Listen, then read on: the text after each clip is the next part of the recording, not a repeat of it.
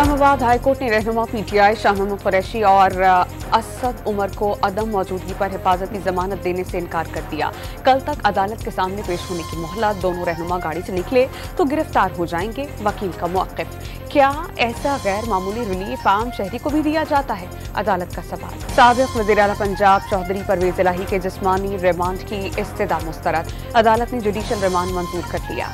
सदर ने जस्टिस काजी फाइज ईसा को अगला चीफ जस्टिस तैनात कर दिया। उमर अता बंदियाल 16 सितंबर को रिटायर्ड हो जाएंगे।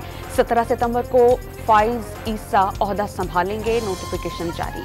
मुआशी बहाली के लिए वज़ीर आज़म की सरबराही में एपेक्स कमेटी कायम। आर्मी चीफ और अस्करी हुक्काम शामिल। कमेटी बैरूनी सरमायाकारी पर फ्रेमवर्क मुरतब करेगी। कराची के लिए बिजली पर ₹1.52 पैसे फी यूनिट सरचार्ज लगाने की मंजूरी। वसूली 12 माह में की जाएगी। इक़्तिसादी राबता कमेटी इजलास का एलामिया जारी।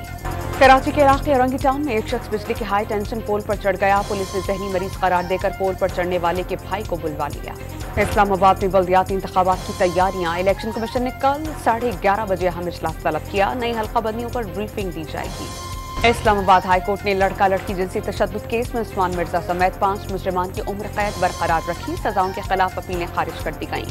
स्टॉक मार्केट में मुसलसल तीसरे रोज भी बंदी। इंडेक्स 400 से ज़ायद पॉइंट्स तक गिर गया। ओपन मार्केट में डॉलर ₹1 सस्ता होकर ₹291 का हो गया।